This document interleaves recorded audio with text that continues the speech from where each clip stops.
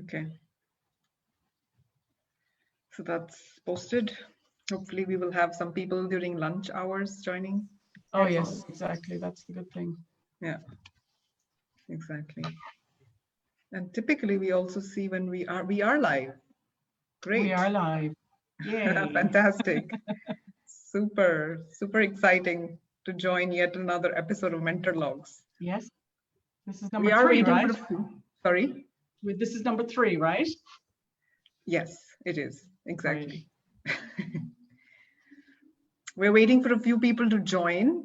So, but our dialogue, of course, is already started. Corinna and I have been in dialogue talking about mentoring and the impact of COVID on mentoring as well. So that's been an exciting start to our dialogue.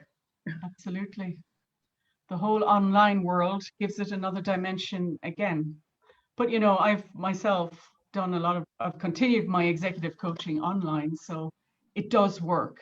It is possible. Yes, that I agree with completely. I've been a coachee online even before COVID actually, and yes, of course, I had a kind of a relationship with my coach beforehand, but I do know that it does work and quite nicely.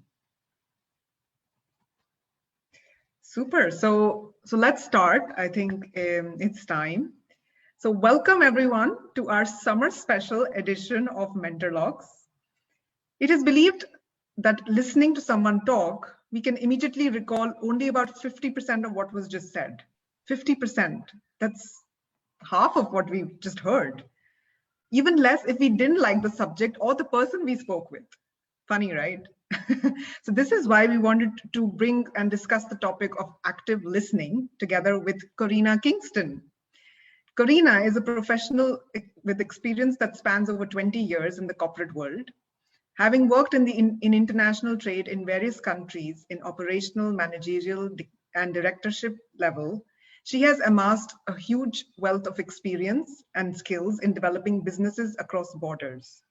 Today, she works in leadership development as an executive coach and emotional intelligence specialist, developing and growing cross-cultural teams, their skills, motivations, and driving performance for the overall good of the operation.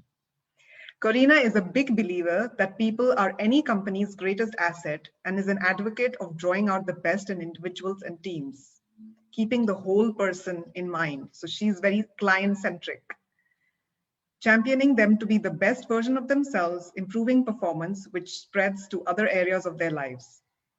Corinna is compassionate yet honest and direct in her approach. Her deep listening skills and ability to work intuitively with her clients fosters trust and a common focus for positive outcomes. Her work is with private and corporate clients, and she's also an associate on the executive coaching program at her local university and with distinctions, a coaching consulting firm. Corinna is currently studying vertical leadership development, which she actually just started to share with me about, and I'm sure that she will share some of her insights on that as well. That incorporates organizational development and consulting with corporate leaders who want to become conscious as leaders and up-level themselves, thereby increasing performance capabilities of both themselves, their organizations, and teams. Her specialities include emotional intelligence, personal effectiveness, integrating strategy, goal setting, developing leadership styles, improving communication, and building relationships.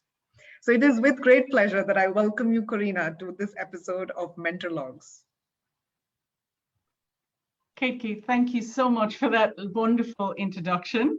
And thank you to Tribe with Mentoring for inviting me to deliver this session today. Listening is such an important skill, and we can all do to gain from the skill of listening. So I hope that taking you through this set of slides, the next 40 minutes, that you will gain some insights.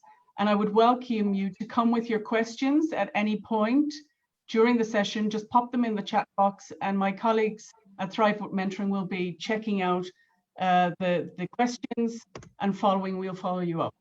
So what we're going to cover today is what the definition of active listening is, and the types and the levels of listening. We're going to look at the ingredients that are necessary to listen well. We're going to explore the time to think model. And we're going to come across or identify the common myths that basically exist around listening, and there are many. We're going to look at some tools that ensure active listening is in place, and a process that I use in my sessions, and also what I do after my sessions to ensure that I am checking in with that quality of listening right through the coaching, the mentoring process from start to finish. And finally, we'll finish off with a little roadmap overview recap that will help you to check in on your listening skills. And then we'll go to Q&A.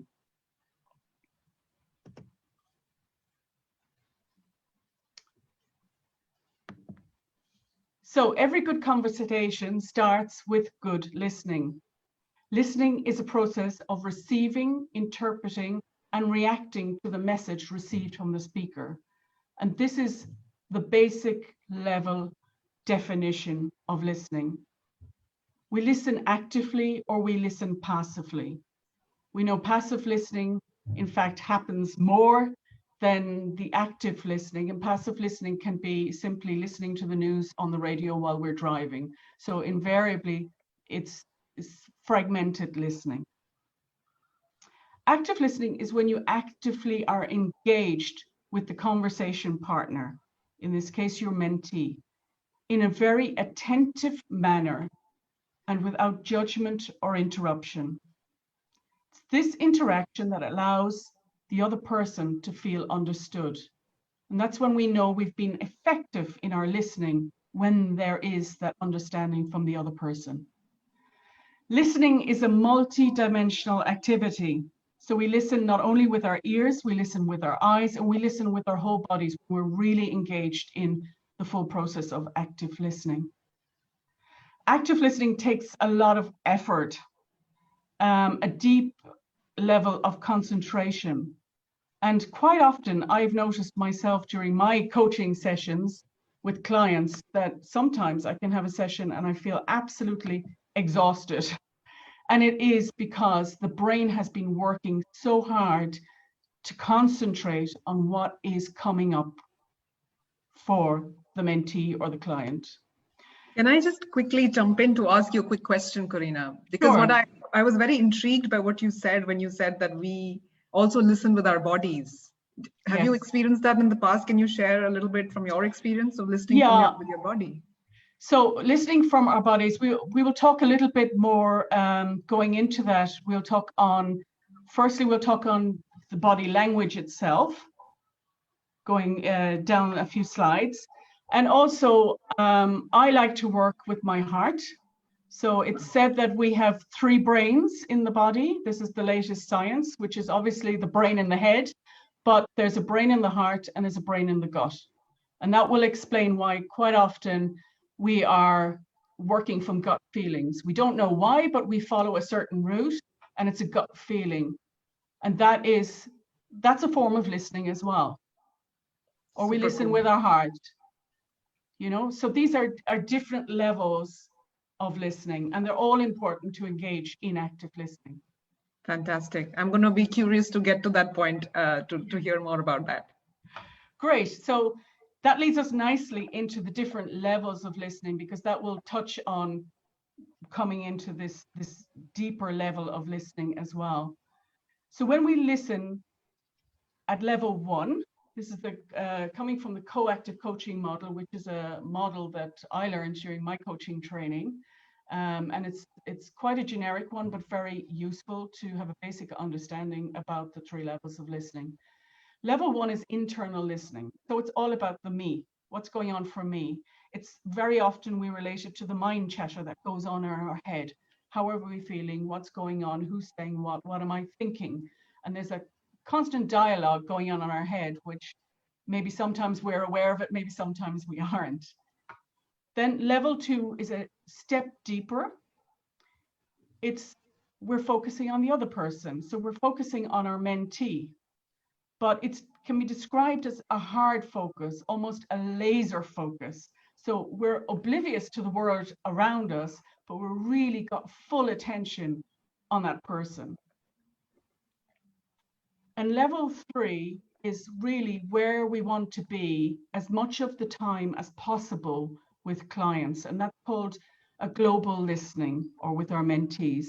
Global listening is listening on a more holistic, there are different words for it. So active listening is global listening, is empathic listening, is holistic listening. It's listening on a more universal level. So what is going on? It's picking up much more on the energy of the client, where their energy is, what's going on for them.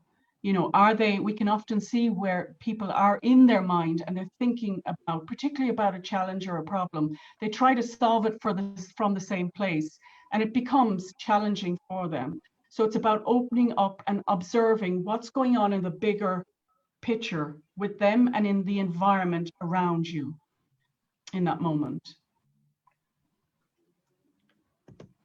I've also shared with you here Otto Scharmer's model, which is a model that I really like. It's from Theory U. He's written several books.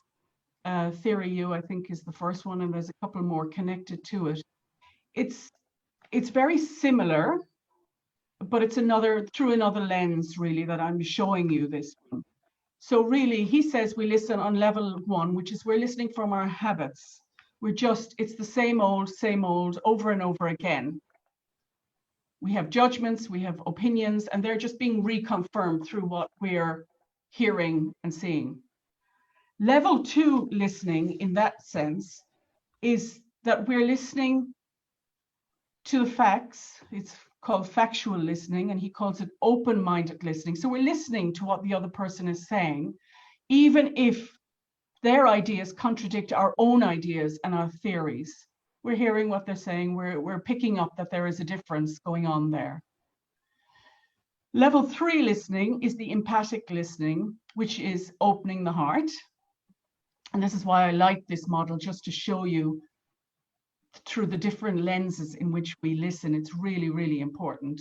And, you know, they say that the heart is something like 7 times stronger than the mind in terms of energy. So empathic listening creates this emotional connection. And it's also very much seeing what is going on for the other person, what's going on in their experience, without jumping into their issues or their problems, but really what's going on from their perception. And it's very much connected to the emotions of the person. So we may see, again, at this very deep level, we may see an emotional, you know, somebody coming to tears, or, you know, a sadness come across their face. And that is picked up when we're listening at that level. Level 4 listening is then a very deep level of listening. And this is why I love this model, because it's connected with vertical leadership development, which is from source. You know, we live in a world today with VUCA experiences, a lot of uncertainty going on, and we are being more and more, nobody has the answers. You know, we recognize this. It used to be that the boss knew everything because he was the boss, and this no longer exists.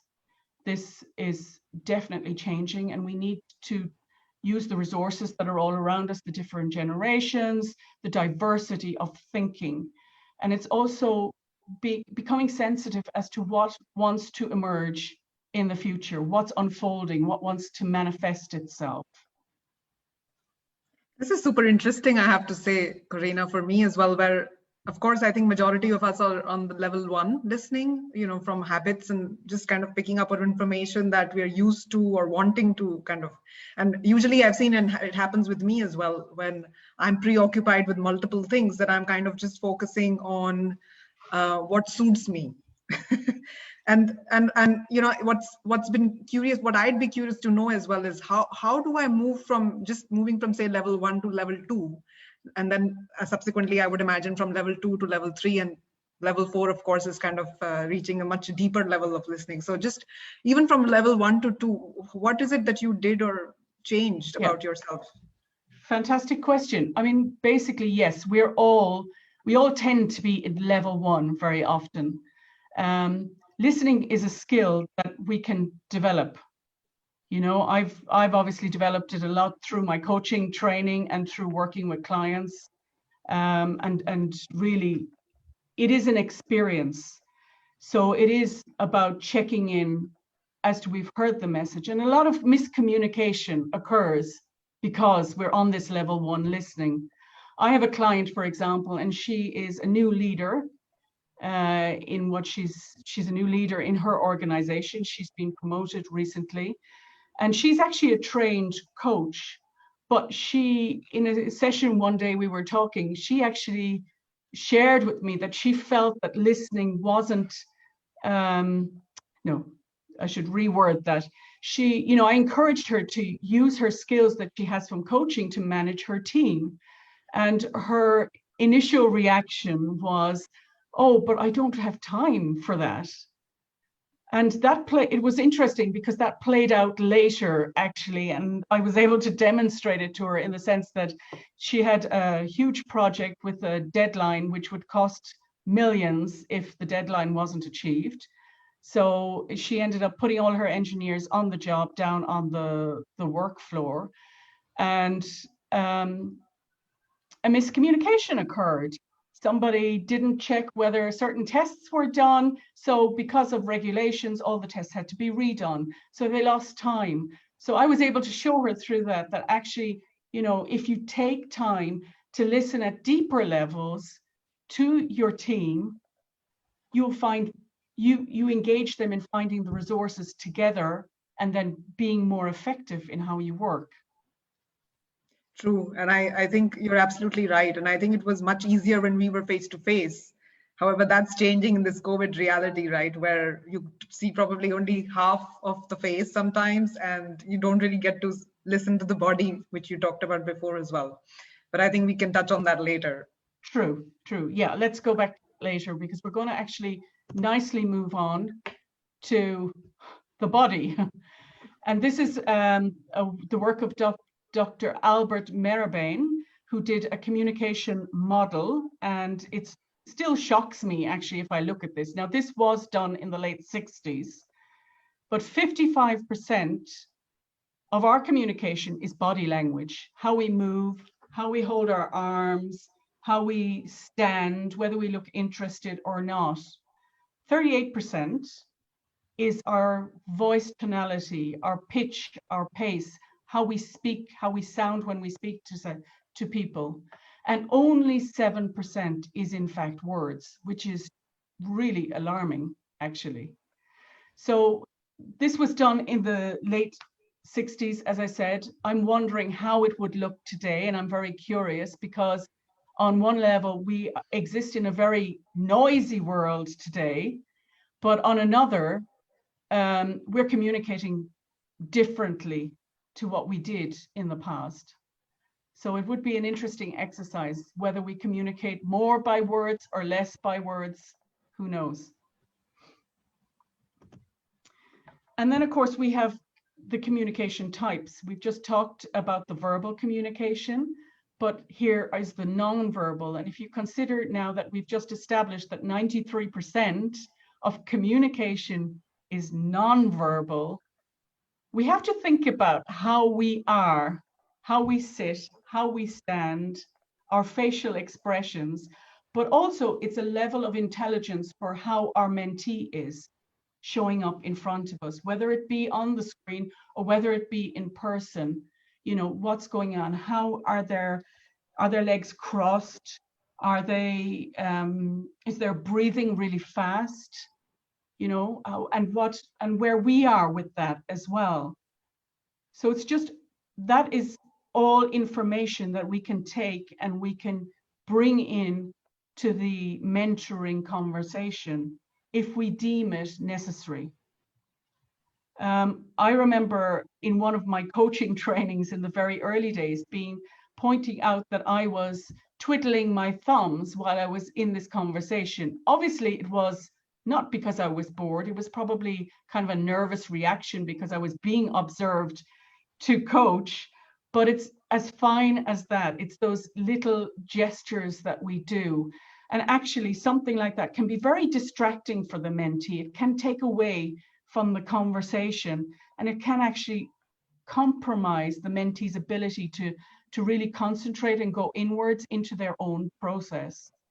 So it's just about being aware how we are. That on that point, actually, I realized that I have this habit as well. And I think it's mostly considered to be more like an Indian habit, because we have a tendency to nod our head in whichever way, depending on what we are trying to communicate. And as you said, it can be distracting for the other person. And in your case, it was the mentee. But just being aware, and this was actually my manager sharing this with me once, that you nod your head a lot, which I wasn't even realizing, because having lived in and been born in India, I mean, it was naturally something that I learned, not even realizing it consciously. And when I moved into another completely different context, that kind of stood out. And till the time I didn't receive feedback on it, I didn't even have a chance to change it. Again, yes, and this is again can be a way for miscommunication to occur. But you're also highlighting in what you're saying there is the cultural differences that we have amongst each other. We live in a very international, global community of people from all sorts of cultures and backgrounds, and we have to be aware of that too. Exactly. So why is listening important? I think we're beginning to draw a picture of why listening and active listening is really important. And really, active listening is the cornerstone for any relationship, be it a work relationship, a private relationship, a relationship with your kids. It does need a certain quality to the listening, the level 2 or the level 3. And what I should go back and say there actually about those different levels is typically within a mentoring conversation, we want to be somewhere between level 2 and level 3. It's not something that's, it's always moving. It's we're moving between those levels, and that, has an impact, that we're aware of that, basically what's going on. Another reason why active listening is really important is because it builds the trust and respect in the conversation. And this is really important because our mentee is not going to share with us information they may feel might be better censored because they would be judged, for example. And obviously judgment is something that we leave outside of the mentoring conversation. It builds rapport, and it offers a safe space for the mentee to express herself. So it's really around just the mentee, allowing the mentee to be comfortable in the environment that we've set up together. It allows us as mentors to identify what's being said, but also what's not being said. So it's a deeper level of listening to, I'm frustrated with my boss, but actually there's something else in the background that's actually just precipitating that reason that the mentee is frustrated. It also establishes how the mentee perceives their world and themselves. We all come into the world and we are very much influenced by the role models in our lives, usually our parents, our grandparents, our teachers. And by the age of around 7, they believe that we've developed a belief system, a strong belief system, much of which stays with us throughout our adult life. And as a result of that, we can be playing out still limiting beliefs from our childhood, still play out in adulthood. And sometimes we don't recognize it, but sometimes it comes into the conversation that maybe actually this belief is not serving me, the mentee, any longer. Active listening also allows us to access our intuition. And we'll be talking about a bit more about that as we go through, because I think intuition is really important. And as we've established already, it avoids miscommunication, conflicts, and frustration escalating. With this very diverse world we live in, that is only happening more and more. So we're going to go into talking about some of the ingredients of active listening. And I truly believe that listening is a gift. And Margaret Weekly says, listening is such a simple act. It requires us to be present, and that takes practice. But we don't have to do anything else. So that's the good news for us mentors. We don't need to do anything else just to be there for our mentee. We don't have to advise or coach or sound wise. We just have to be willing to sit and listen. Wow, that's really powerful, right? I mean, it's It so is. simple and yet not. Totally agree with you. I mean, for me, I can remember in my most, I suppose, my scariest moments were when I had high profile female leaders as clients who wanted to come and be coached by me. And it serves as a beautiful reminder, actually, to come back to what it is all about, because, you know, it's only natural then that an expectation builds in us. Oh my God, how am I going to help this client out? What do I have to do to, you know, bring about a transformation? And actually, it's not about me at all. So, I mean, in those moments, I have learned really to get into trusting, to really being present for them and listening on the deepest level that I can listen at that moment as the conversation unfolds. And in my career so far, it has never let me down. So it's really, really important to just come back to those basics and know and trust the process. And trust yourself, I think, as well. It's not just about Absolutely. the process, because I think, as you said, I mean, it is going to the point around intuition as well. And I think the intuition becomes active when you are really on a deeper level listening. Kitke, you said it perfectly. That's exactly right.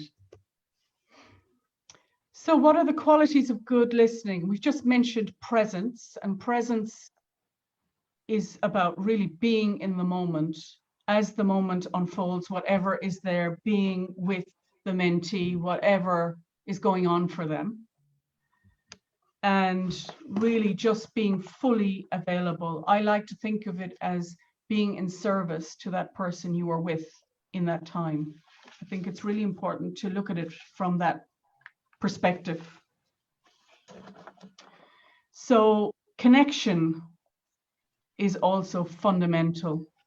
And connection is really tuning in to them, their energy, their nonverbal communication and their verbal communication, where there are incongruencies coming up. You know, I gave the example of sadness earlier on, but for example, we can inquire and say, you know, you say you're happy about the current situation, but your face is telling me a different story. What's going on there? I'm just curious to understand what's happening for you. And it's just this gentle inquiry that may or may not, it may be something that we misread, but often because of the intuition coming into play, it's actually quite accurate. And it does bring about, when you have that quality of listening and connection, it does bring about insights that really help the mentee to move forward in their process of thinking. Attention is something that's also very important. So to really fully attend and to be there for our mentee, not to be thinking about the shopping list or our kid's appointment later in the afternoon. That's not active listening. It's normal that, as I said, we move between the different levels, but it's really important that we have the intention to place intention on the moment of that mentoring session is set for. And that is about awareness, our own self-awareness and the awareness of the other person. And I think self-awareness is something that's very important. And again, we'll touch on that later throughout the slides, but being aware of how we are coming into the session is also very, very important. If we've had a bad morning, then so, you know, it happens, you know, if our mood isn't quite where we want it to be for a mentoring session, that's okay too. It's simply about acknowledging it. And by doing that, we're also I suppose, inviting or being a role model or an example for our mentee that it's okay to accept where we are and who we are and what's going on for us. And then to park that and leave it to come into the session for the intention of what it is the mentee wants to achieve throughout the session.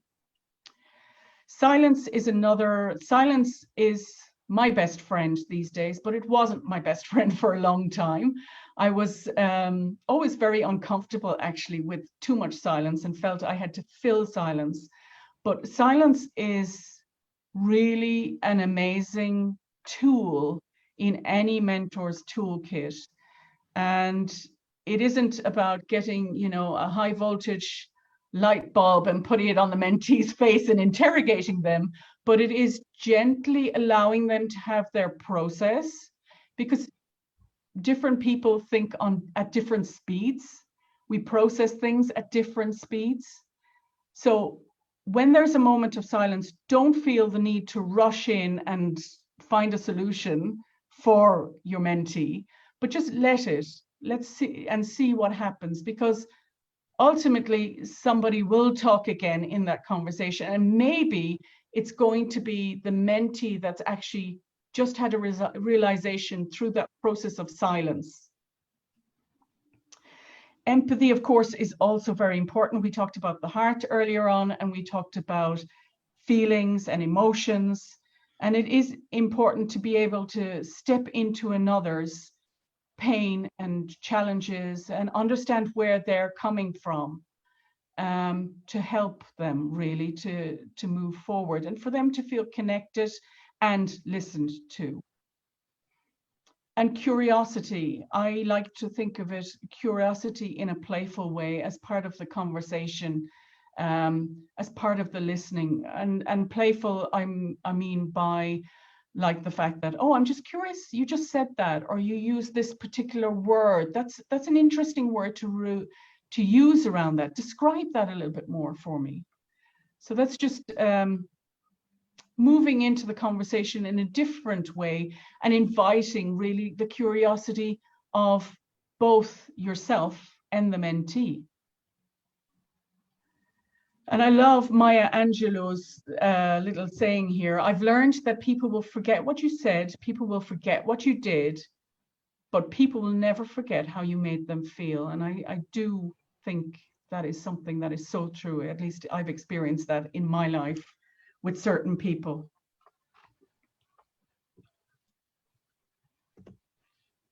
So we're moving in now to look at the time to think model. And this lady here on the screen is Nancy Kline. And Nancy Kline is the founder of Time to Think. And it was basically a model that she developed as a result of her consultancy and teaching business. And she now basically teaches it all over the world. It is a very simplistic model, but in its simplicity, there is also different levels to it, and the quality of it is just incredible. It's a very highly regarded system across the world, and it is probably one of the most read books, certainly on every coach's bookshelf. As you know, Time to Think, she's written 2 or 3 books now at this stage, but it is a cornerstone of information for listening. And Nancy Kline says the quality of your attention determines the quality of the other person's thinking. Wow, I'd love to really understand that, because it's simple and yet it's trying to say a lot at the same time. So I'm absolutely. Absolutely. So she's developed the thinking partnership, and she says listening of this caliber ignites the human mind. And she's really talking about the experience of listening, because listening is almost something that we can't understand intellectually. It's more an experience. And that's why listening is always a moving target. You know, we move between level 1 and level 3 or level 4 depending on the situation, depending on the stress that's going on in our lives or who we're talking to. But yeah, it's a very fine and delicate work that she has created, and it is a beautiful practice. I learned the thinking partnership probably about 3 years ago, already then as a practicing coach with a fellow coach. And for me, actually for both of us as students of that, it shocked us how we think, oh, we're coaches, we're good at listening. But actually, you know, the whole art and one of her biggest things is really about the use of silence in the conversation. The whole art of that just made us feel like we were learning afresh, learning new again, that quality of what it is to give somebody, really to listen to somebody wholeheartedly on that level. So she talks about what are the conditions that are necessary to help people to think well. And we've perhaps covered some of them earlier on, but we'll look into this through her eyes to understand a little bit further how we build this. So she's created the 10 components of a thinking, what she calls a thinking environment. And a thinking environment involves attention. So it's a high level of respect, interest, and fascination for what the other person is saying. It's listening to the other person like you're hearing for the first time, with fresh ears, almost, with that level of curiosity that comes from that. You know, we've often seen children, you know, listening to a fascinating story, and you can just see how alive they are, but almost their ears are perked up to hear what's coming next. You know, it's that quality. She talks about incisive questions, and really that's around removing the assumptions that limit how we think. So to open up creativity and curiosity to what's actually there. And through that encourages also new thinking. So we can often, you know, as you know, we have something like 60,000 and 100,000 thoughts a day. And I think it's as high as 70%. Many are negative, and B, they are the same thoughts from yesterday and the day before and the day before. So we need that invitation to have the opportunity to think afresh. She talks about equality. So I think this is an important point when we think about a lot of organizations these days are very much in favor of having coaches and mentors internally in an organization. And I think there's mixed opinions as to its success. And there are a lot of things that will influence it. But, you know, if I am going to be mentored by my boss, do I feel equal to that person? And I think this is one of the ingredients that's important to reflect on, because the invitation is for the thinking to become equal. So that there's, she says, giving equal turns and attention. I would even say really to give the mentee more of that moment to really reflect and to think what they want to think about around a specific issue. And obviously keeping agreements and boundaries are important within that. So respecting what it is, the exchange, there's no repercussions in the work environment, at least. Obviously that doesn't play as much out in a private mentor-mentee relationship. Appreciation. So she says practicing a 5-to-1 ratio of appreciation to criticism. So really about, you know, we have appreciative inquiry, which is really encouraging and complimenting and recognizing the wins really for our mentee. Particularly as women, I think we often tend to put ourselves down, or we don't acknowledge our accomplishments. And it is about learning to own that as well, because we will be more resourced as well to solve our own problems. We will be more resilient to situations that are going on around us if we can appreciate our own qualities. So it's really important. Ease. offering freedom from rush and urgency. So we all know it. We've all been in those conversations where there's either a deadline or there's another meeting to go to. And this compromises greatly the listening ability. It again also creates an opportunity for errors to occur or miscommunication. So it's really important to award the amount of time you can award to that situation or that person and really be present with them in that. And whether it's a 5-minute conversation or a 50-minute conversation, give them the sense of presence and give them the sense of ease, that they're not under pressure to get words out quickly because they've met you on a corridor and they just need to express or get a decision on something, which is quite often the case. Encouragement, moving beyond competition. And competition here really means, I suppose, our own limiting thoughts. So again, encouraging fresh thinking, moving outside and championing ourselves to go that bit further. Feelings, allowing sufficient emotional release to restore thinking. So we've touched on that already. I can remember a client that I had. It was just a one-off session because it was one of these 360 psychometric tests. And she had achieved so much in her organization. It was her world, and she'd done incredibly well. And we were talking about her work-life balance, which was the issue that she came with. And one of the questions I asked her is about the legacy that she would like to leave behind. And it immediately evoked tears in her because she realized, you know, I don't have forever. So it is allowing for that to subside and sitting with that and being okay with that. Sometimes we can feel uncomfortable, but emotions, we are human beings, we are emotional beings in our DNA, and that's the way it should be.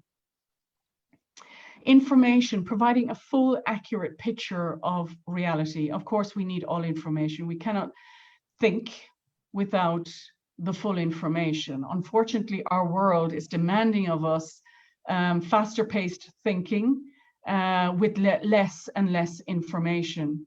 So it is really important from this perspective also to really listen to what's available. I like to work with something called scenarios.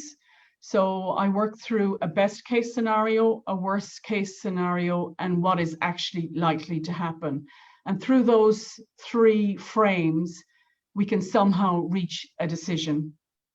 So that helps with the listening process and when working through that with somebody. Then place is about the physical environment. Often it's difficult to create a safe space, a real perfect thinking environment and listening environment if we're sitting in a restaurant or a cafe and there's a conversation going on next to us, or we feel that we're being overheard. So it is important to think about the place that we're having this conversation and to make it as conducive as possible to making that really a comfortable space, particularly for the mentee. And lastly, we have diversity, which is actually something that's really become a very topical thing these days, and so it should be. But it is about accepting the diversity of thinking. I might be different to how you think, and that's okay. Let's put that thinking together and listen to what emerges from that. This is so powerful, right? Because I think what you just shared with us is something which I think is not just limited to a mentor-mentee, coach-coachee relationship. I think it's relevant for every relationship that we have, to be able to have quality relationships is what I mean. Because, and I think, at least for me, I can totally, see where, for instance, I see myself faltering and not being fully present for the other person when I'm connecting with them, speaking with them for business or personal issues. So yeah, and it's great that you're observing that, and now you have a choice. You have a choice to maybe do something different next time, to change and just observe what happens as a result of changing. It isn't that we have to tick, get everything 100% right, because that is reality just doesn't work like that. Things don't unfold like that. But it is just having that awareness and choosing for something different. Absolutely. So now we're moving into the actual model. And I like this model, A, because of the silence and the invitation to have silence. But I also think that it gives the mentor actually a little bit of a break. You know, we put a lot of expectation on ourselves as a mentor that we should be doing something for our mentee. We should be somehow bringing about a result, or we should be finding that killer question that's going to get them from A to B. And this actually takes us out of the way, takes us, our preoccupations out of the way, and simply lets the space be open for the mentee to think. So this isn't the complete process, but I've given you, in actual fact, part 1 and 2 would even be, or even part 1 would be sufficient in itself to take a mentoring conversation forward. But we're going to look into that a little bit deeper. And this is something, you know, you can take and you can use. This program, the Thinking Partnership, I think is a 5-day training. So there is a lot more nuances to it, a lot of experiential practice to it as well, to really appreciate the different levels to which it can go to. So just bear that in mind. So part 1 is, what do you want to think about? Quite simply. And it is about creating the space, setting up the space, asking that question, and just letting the mentee sit with that question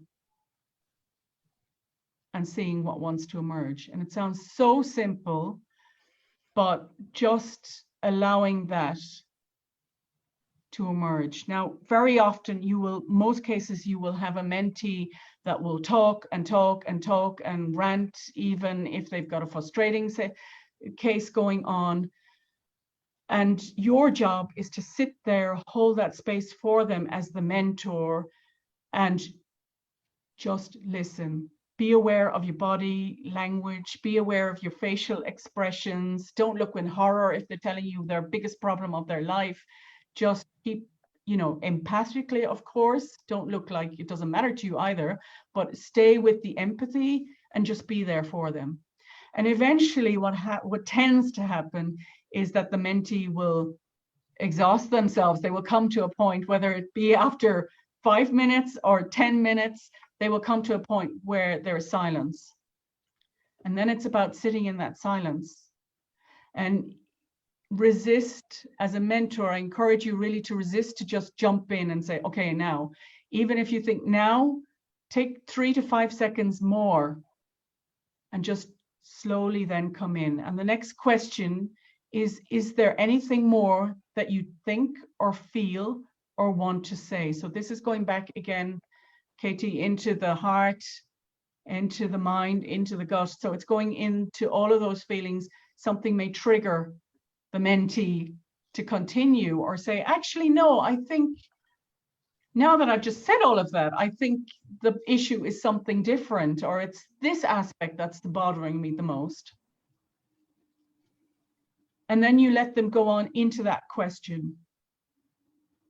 And when they stop once again, you can go back into that question for 2 or 3 more times till they literally say to you, no, I think I'm good. I think I've kind of figured it out.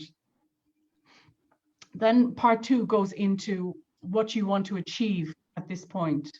So what's the goal of the session? So this goes a little bit towards the Tigro model, which many will be familiar with. What do you want to get out of the session? But the key through all of this is really, you know, not putting yourself under pressure to come up with that killer question, to use your intuition and to stay with the silence and the space and the quality of that, because that is where the listening will really play out. And then part 3 and part 4 are questions around assumptions. What's stopping you from achieving your goal? What are you assuming? Because as I said, we have beliefs that may be holding us back. I'm not good enough, or my boss doesn't like me, he prefers someone else, or whatever it might be. But these are stories, and stories are based on beliefs. And then it's encouraging the mentee to move into the positive opposite of that assumption. So releasing what's restricting ourselves and our thinking, and playing with that. And then identifying a new assumption. So this is a process that is very powerful, but I think you need to go through it, and I think you need to play with it a little bit in order to appreciate the quality of it. And there'll be times when, I think in most situations, Nancy Clown uses her work in all sorts of situations, in leadership, in teamwork. She uses it for parenting. She uses it in all sorts of situations, and with huge success. So you raised a very interesting point, and I think, in fact, Corinna, you've talked about it throughout the conversation today around, our belief system. And you also mentioned previously that at the age of by the age of 7, we pretty much set in our beliefs, so to speak. And I think as adults, I find it very difficult sometimes, because a lot of those beliefs are unconscious. Like you said, at age 7, if it's kind of already fixed in a way, then how do you become aware of some of those beliefs? So just help me understand this piece a little bit. This another great question, and this really could do with a whole session of its own, because it is very complex. Often our beliefs are so ingrained that we do not recognize them. But what we do recognize is parts of our lives that are not working for us, or we don't feel happy, or our values are being violated. And it's really through learning this, and it is, like I said, a life work to identify, oh, that's how I think about that, or I got that belief from my parents, like simple, money doesn't grow on trees.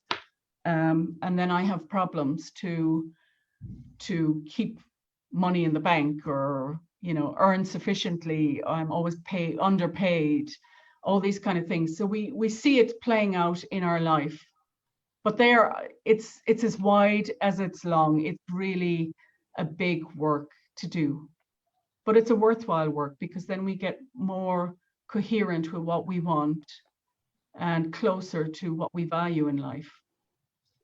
Yeah, so, I mean, it's not true.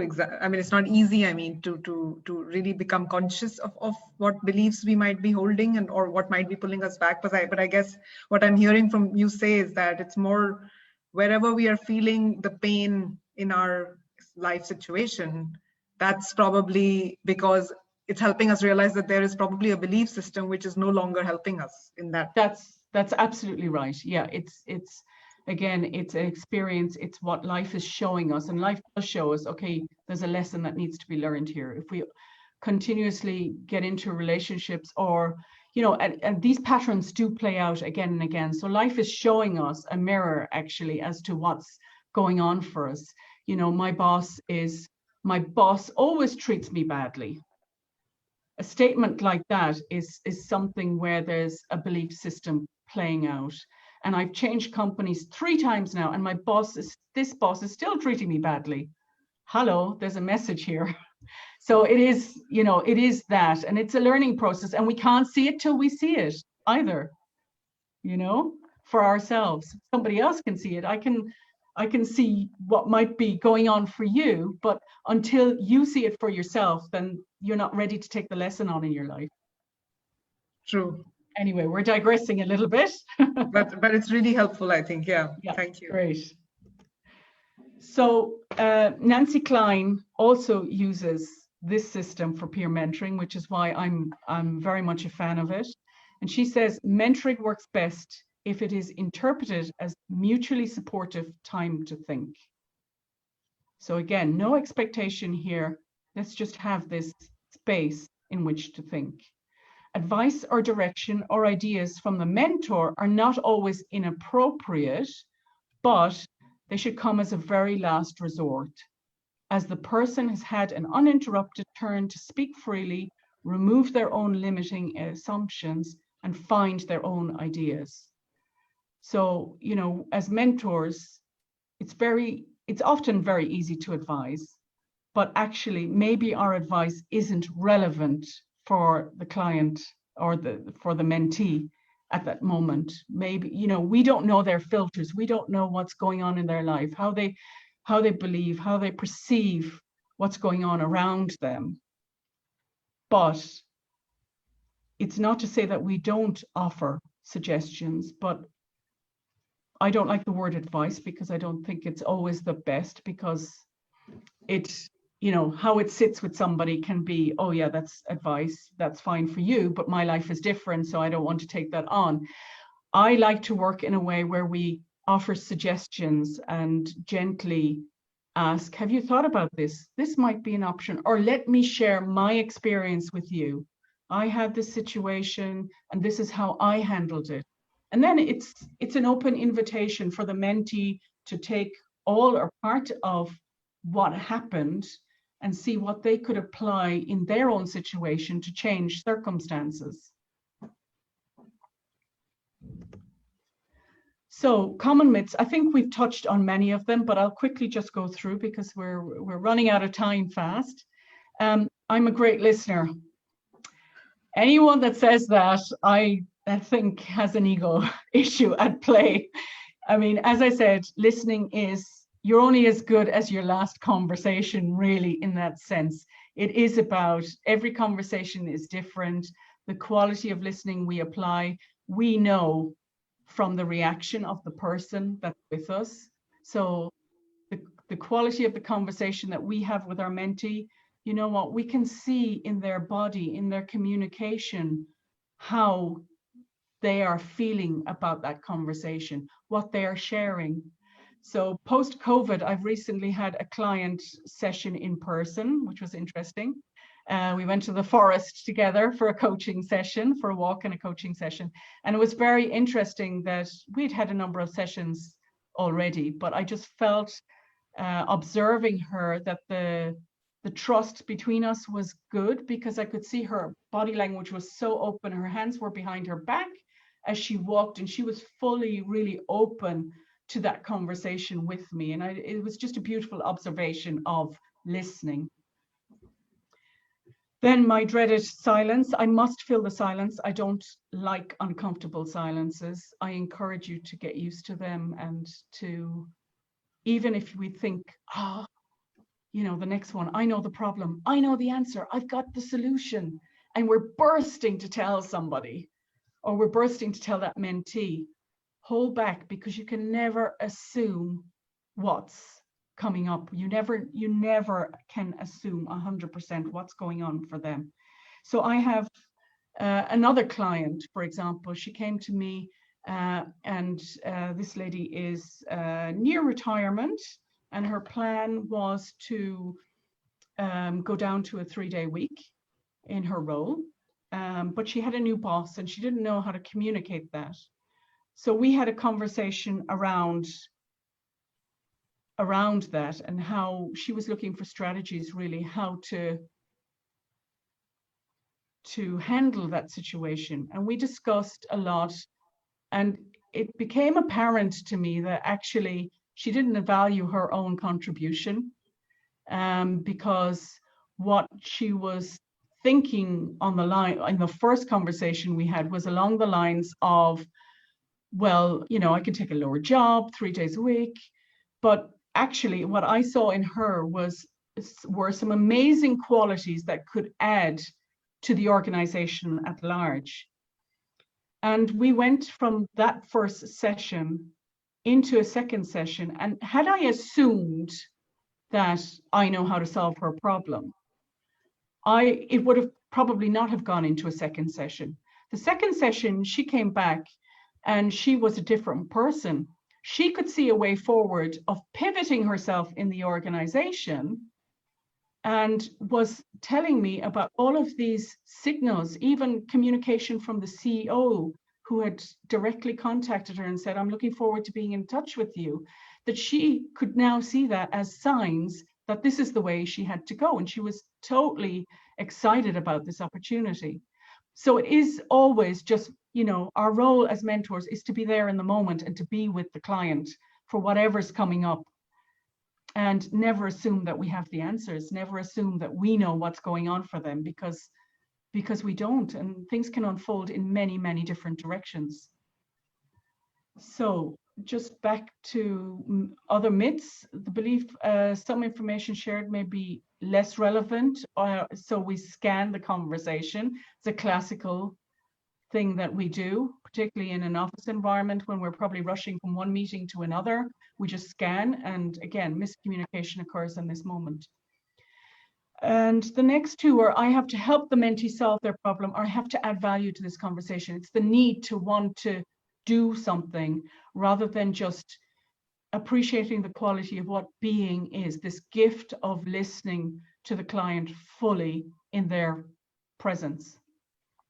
Of course, hearing is the same as listening is another one. Hearing is definitely not the same as listening, as we've just established. And it's difficult to learn how to listen well.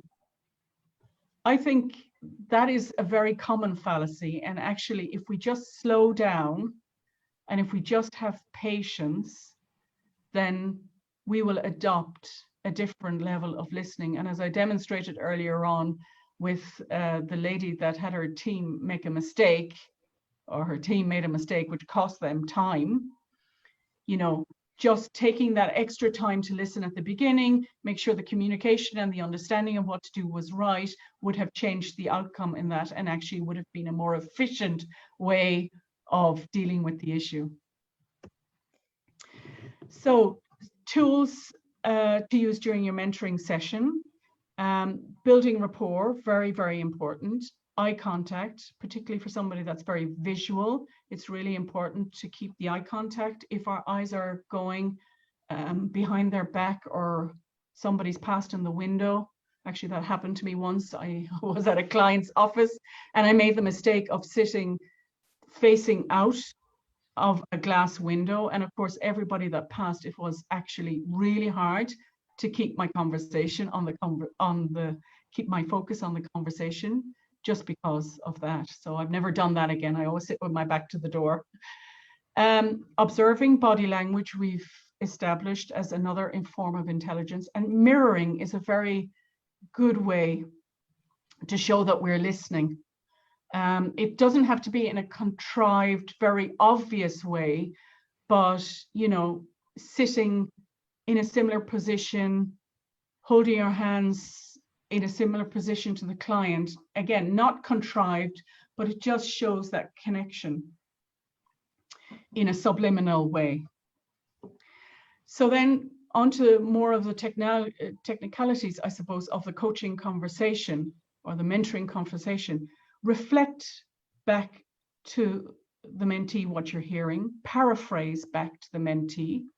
So I'm hearing what you're saying is my understanding correct? These are all levels of listening, and also creating opportunity for greater clarity. Did I get that right? And it's also helping the mentee to think about their situation and gain clarity for themselves, because often they will come with a whole load of jumbled information that they haven't worked out in their mind. And it's only through voicing it in that mentoring relationship do they get the opportunity to really get clear. I can't count the number of situations or the number of sessions that I've had with clients that say, gosh, that really helped me. And I feel like I haven't done anything. What's happened here? And it's just their opportunity to organize and to get clear through speaking out what's going on for them. So again, it's that quality of awareness that we're giving them. Now, some of the tools I also use are metaphors. Metaphors are great. Somebody talks about climbing the ladder or of success, or it's quite a nice way to jump in to understanding where the mentee is coming from. That metaphor, just playing with that metaphor and seeing what comes up. The magic wand is another one, and that is just, if you had a magic wand, what would you do? What would you change? Offering them this different level of thinking. How are we doing on time, Katie? No, we're a bit over time, but I want Okay. us to finish the tools because I think that's going to help all the mentors, and of course those listening in right now to us as well to Okay, leverage active listening. great. So the best friend is another one.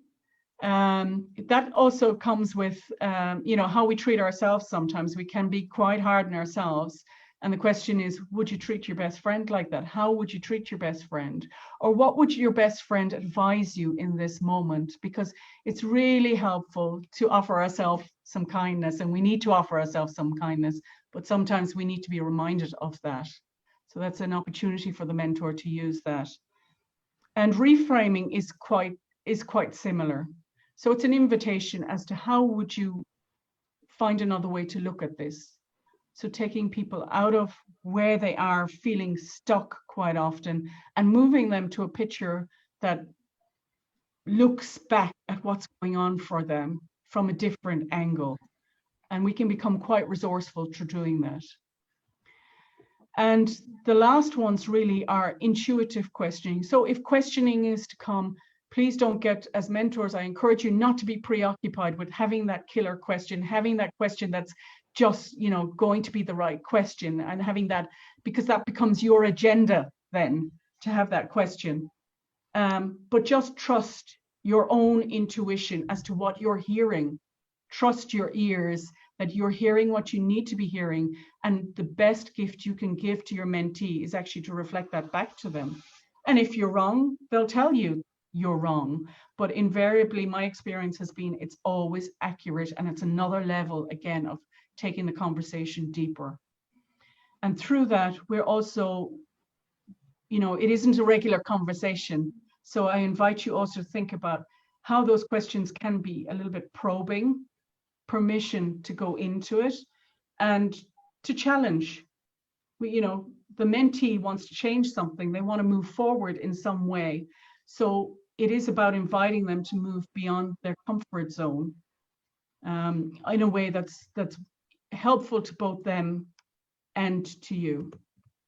Super. I think we do have to probably come to a close at this stage, unfortunately. No It's problem. been super fantastic, Corinna, for us to have you. I mean, I've learned a lot, and it's helped me reflect a lot about where is it that I could improve my quality of life, I think, my quality of relationships, and just be, a better person in whichever situation. So I see it being applied not only to the mentoring situation, but to every situation in life. So it's really been very helpful with a lot of helpful tools. So thank you very much, Corinna. It's been a pleasure.